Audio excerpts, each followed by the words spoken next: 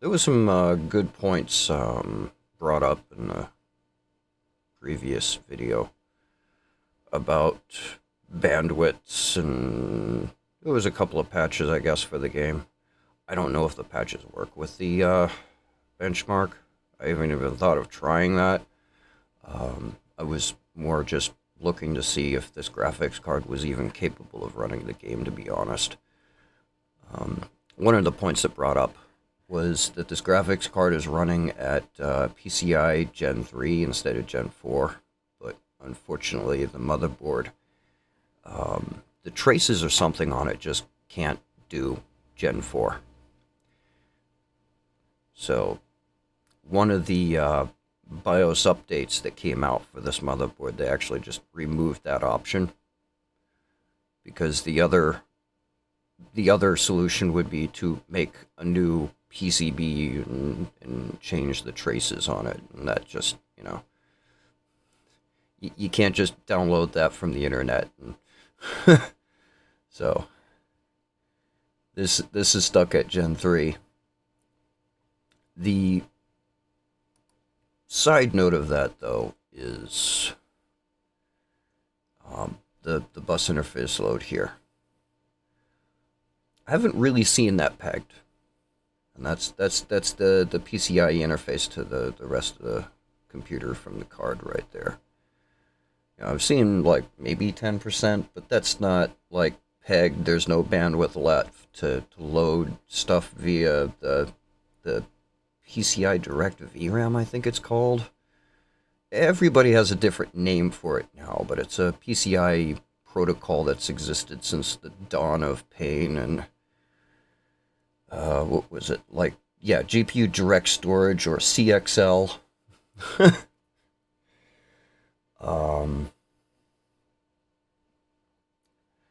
But it is something interesting to look at, and I don't think I looked at that in the last video. The other thing is, this is, what was that, 16 lanes for the 3060. You go to the 4060, you got one trace that runs way out here. That's a ground detect pin to determine if it's a 16x slot and it can pull 75 watts, or if it's not, and it just can't. And you count these here: 1, 2, 3, 4, 5, 6, 7, 8 lanes. And then this just doesn't have any vias or anything pulling traces out from deeper layers. This is an 8-lane card. So you're dropping half of the lanes to half of the bandwidth on older motherboards. Again, have you tried not being poor? But lower end cards are more likely to end up in lower end computers, because let's be honest, when you're on a budget, you're looking at what you can afford, and a new computer is a hell of a lot more unaffordable than a lower end graphics card in the computer you have. So, I don't know why they do this. I mean, does it make a difference? I haven't seen it, but I haven't tried it with this benchmark yet. We'll give it a try. The problem with loading stuff into memory probably has to do with the way things are culled. And in Cyberpunk, it's a radius in all directions that things get loaded in. And I guess with the RE engine, it's more a what's in the field of view stays in memory, and anything outside of that gets culled. So when you go to turn or move, it has to pull that stuff back in. Maybe, possibly. I mean, the bus load interface from the one run I was looking at this morning that was a complete mess. It looked like the bus load interface was trailing behind when the camera would pan left and right, but I don't know if that's just lag on the sensor here or not. But, you know, if we look at this over here, this is like 6%. With a room full of people dancing. So, it's not that bad. But, again, Cyberpunk, everything out to a particular distance way beyond the dimensions of this room is kept in video memory. And I think that's the other thing I should probably mention is memory usage. Yeah, right there. You know, 5 gigs.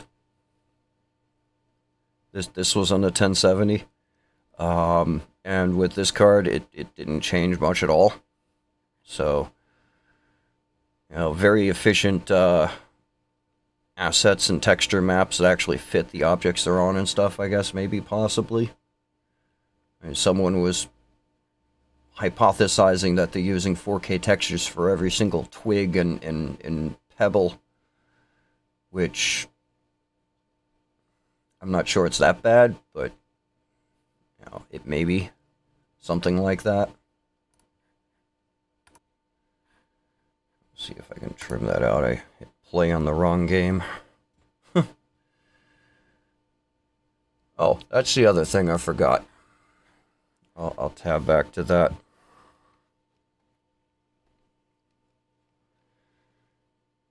So, I'm looking at the bus interface here. GPU load. The video encode engine, OBS is absolutely, that's absolutely a couple of percent. But, you know, 1 or 2% off of 60 is still above 50 FPS. It wouldn't be bringing you down to the 10s or 20s of FPS. So,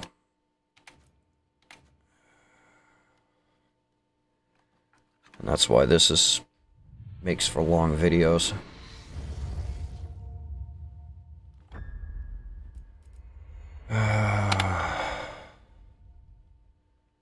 Is there an audio section here?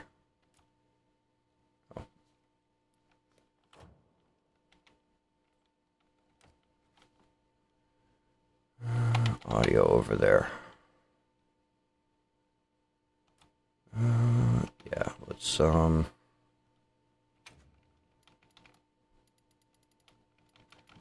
that down to maybe there.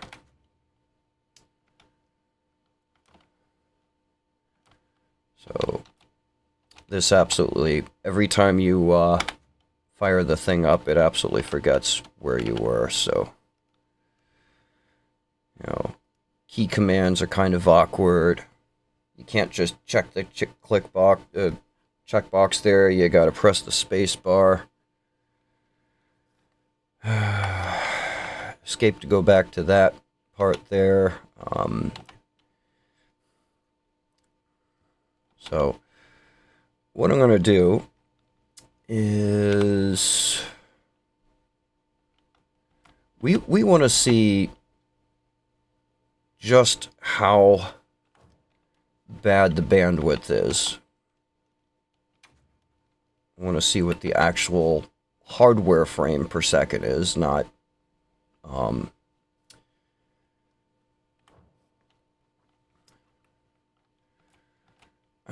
cheat code isn't exactly the right word for it, but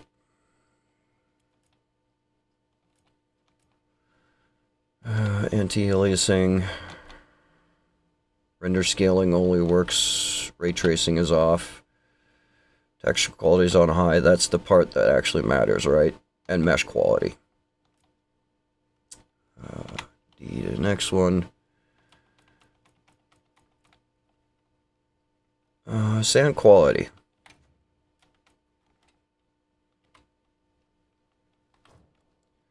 What else is not maxed out here?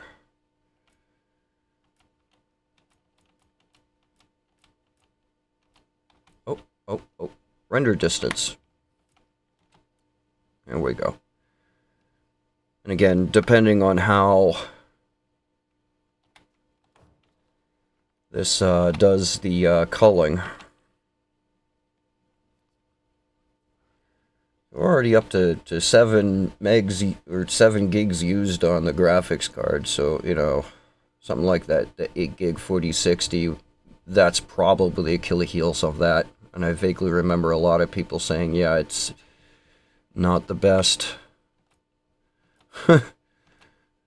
because it keeps running out of memory on things. You know, I'm kind of half tempted to turn off the motion blur and the depth of field so we can see things. But at the same time, it also, like... yeah, we'll turn it off. I want to see that.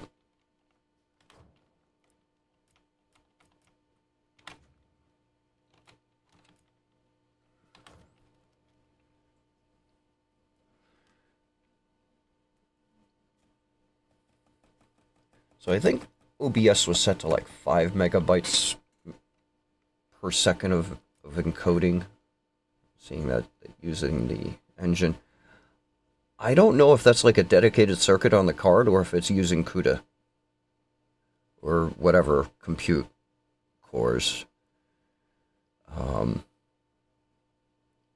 I mean, it is NVIDIA, so I really don't know. From one of the AMD cards, they disabled the encoder on one of the lower end cards that would have been perfect for home theater PC. But, you know, I guess because originally it was a laptop chip, they disabled it because there was an encoder on the CPU in the laptop. And when they took that GPU and they put it on a PCIe card for like a low-end graphics card, it was definitely low watt, didn't need fans, but unfortunately it didn't have a video encoder in it, so, you know, home theater PC, whose sole purpose is to play music and videos, not exactly the best combo. As soon as we find a good spot, we can get things set up So, and ready to go. And then we can get started. I'm kind of expecting this to be low because I kind of cranked every single setting to max, but looking at the bus interface load here. And the first run, I think it maxed out at 10%. My coffee cup got empty in the middle of it, so.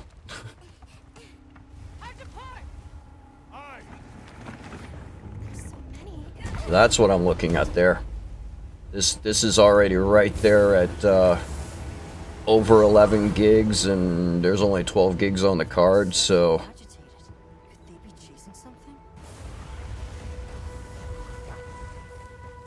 For the next run, I'll do the complete opposite. I'll drop it all the way down to the absolute lowest it can go.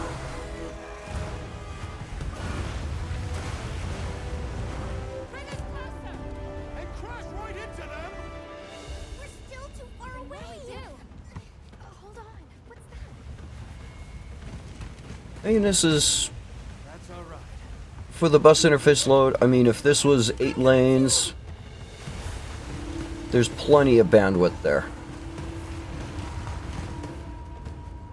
Plenty of bandwidth. And now I'm going to Alt-Tab over to that. Here's the other thing I'm going to look at. CPU load. The game is pulling assets off of this drive here, which is an SSD. Again, 16 lanes versus, if this was in VME, that'd be 4 lanes.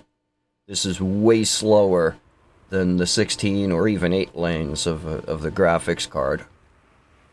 And this, yep, see those spikes right there? It's loading stuff off of the drive. The only thing on this drive are the games.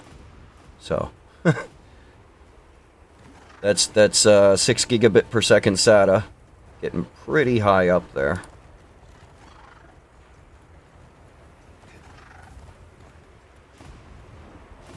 Pretty sure. I don't think it defaulted to 3 gigabit, but either way. Well, that's pretty impressive, actually. But again, the actual graphics card interface isn't doing that bad. This is where it drops way down. I'm going to slide that back over there so we can take a look at the feathers on this, because I noticed that when I was trying to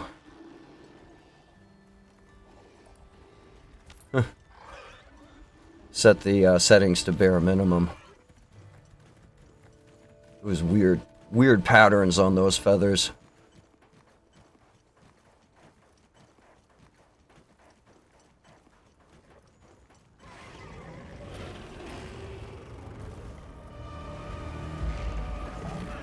So yeah, there are fluctuations in the bus interface load there, but it's not pegging out as if that's holding the graphics card back. There's something else that's keeping that pegged at 100% there. I'm not sure what it is, but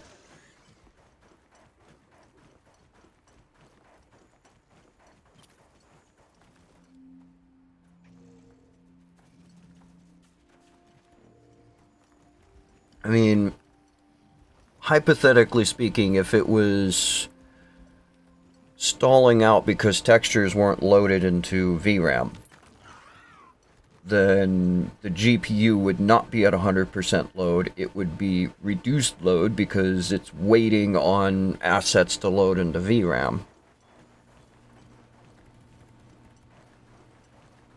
And maybe that's what that is with those little bits of spikes in there. Little white spots.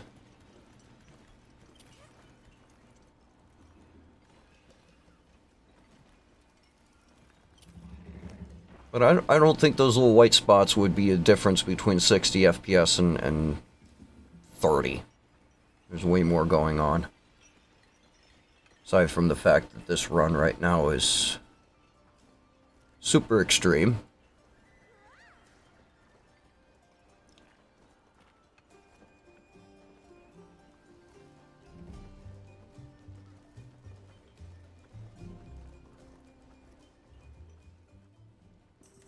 Welcome. I mean, it's kind of amazing that there are moments where it does go up to 60 FPS, so that, you know, that tells me that there's a chance that something can be optimized in the engine, maybe.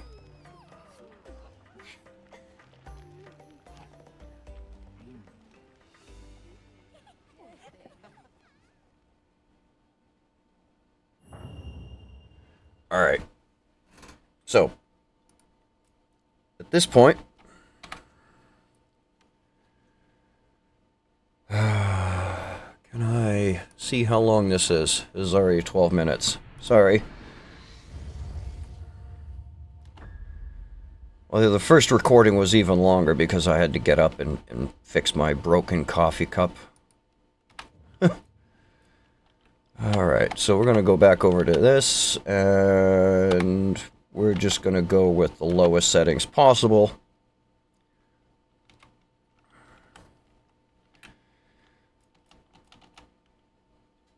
Again, we want to see what the hardware's doing, not what smoothing can do. Oh, that actually hit the check mark with F that time. I had to press spacebar all the other times. Frame generation's off. Lowest. Medium is as low as that goes with texture quality. Yeah, alright.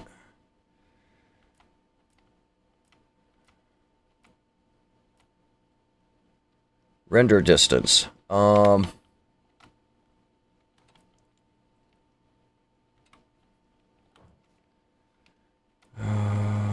Maybe render distance is like not controlled by any of that, because I vaguely remember it being set to either, yeah, it was on high, not highest. Yep. Sand and snow quality. Lowest.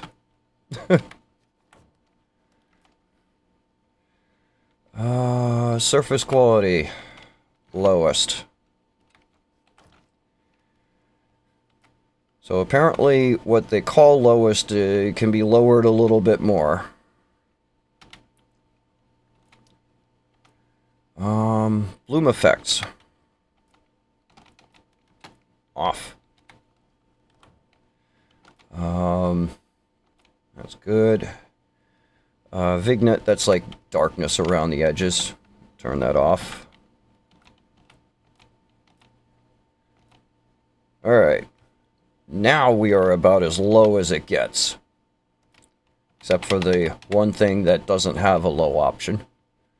But when you see this, you'll understand why they probably decided to just not bother.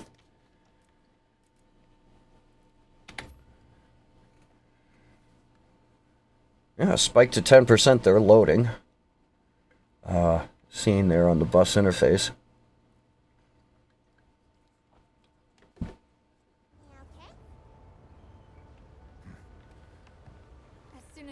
Dither patterns.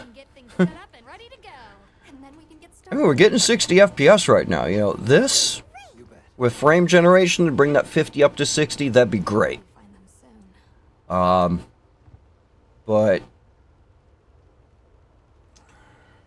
this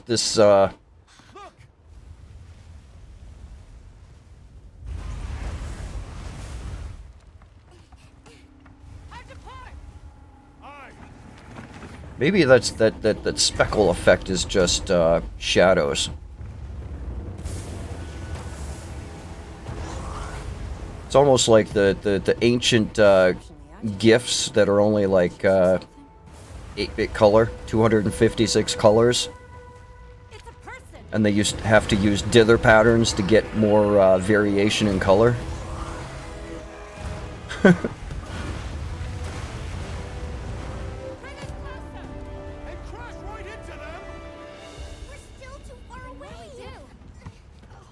And isn't this great? I mean, this is a recommended, well, a tier newer than the recommended GPU. You know, forget about medium settings. I mean, yeah, look at those. The feathers on the raptor thing. You see the crisscross patterns in that?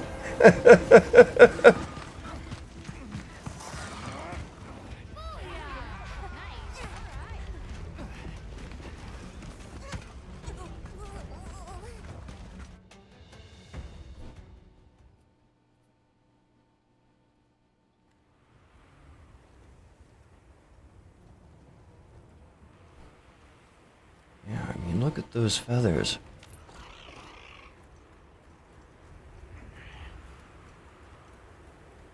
Like all kinds of crisscross patterns, dither and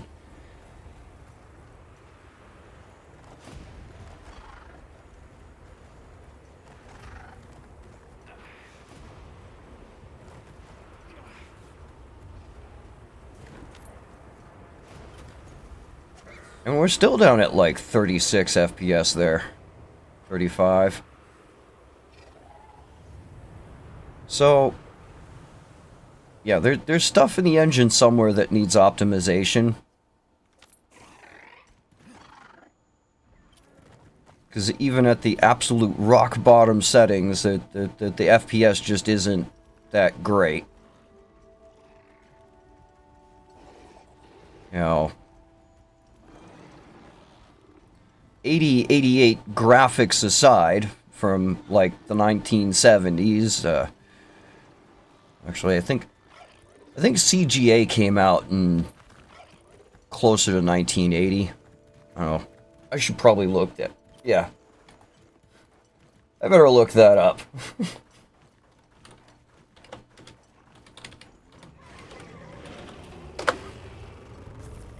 When did CGA graphics come out? 1981. Yeah, 1981 graphics aside. Now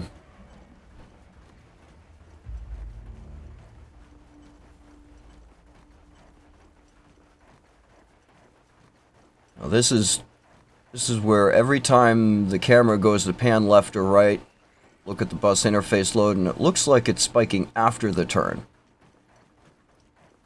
I don't know if that's just a delay with GPU-Z, or if it's just a side effect to something else.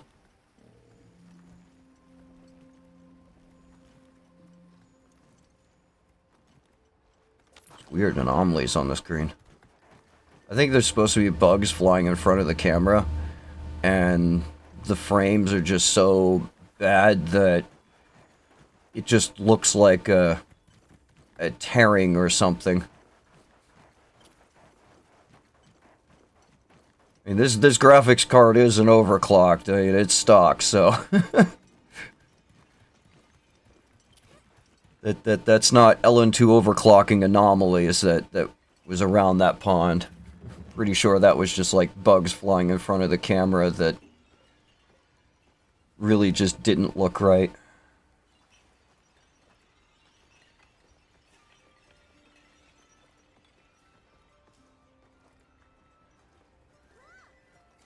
I mean,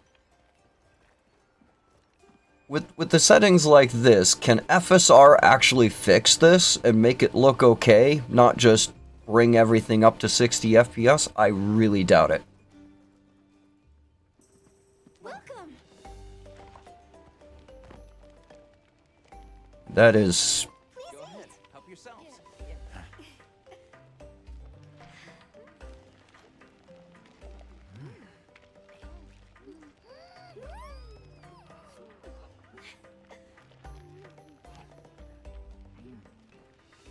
low poly hair, which isn't too bad. I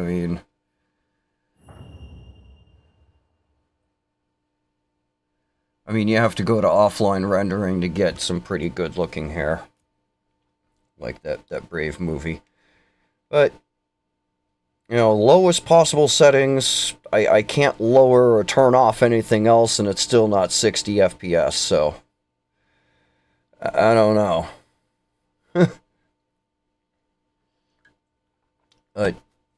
Just from looking at this, the bus interface here, the PCIe Gen 3 instead of Gen 4, really isn't causing problems with this. This is purely... I didn't even look at the memory. I think that was above 10 gigs. Maybe it wasn't. I don't know. Anyway.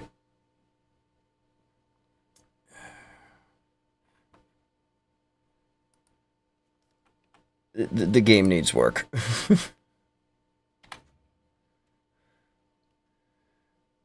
This isn't a get more hardware to brute force unoptimized code. This isn't going to run smoothly on anything made in the future. Not, you know, forget about stuff that exists today or launched today.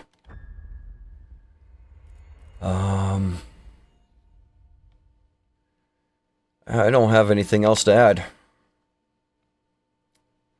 I'm pretty sure it isn't this. You know, the lanes, the bandwidth.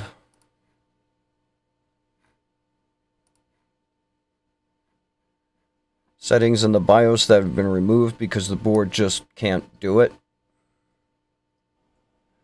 A little bit of a teaser, because now the curiosity has the best of me.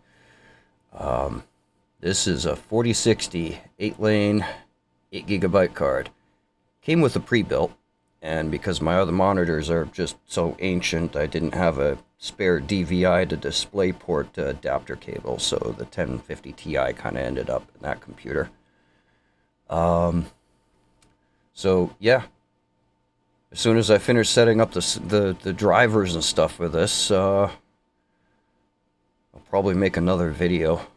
But that's gonna be later on, because this one's already 23 minutes plus the intro on the other one. But I do have a 4060 here. I'm now tempted to see just how bad the memory is. And if that, where's it, bus interface load spikes higher than it should.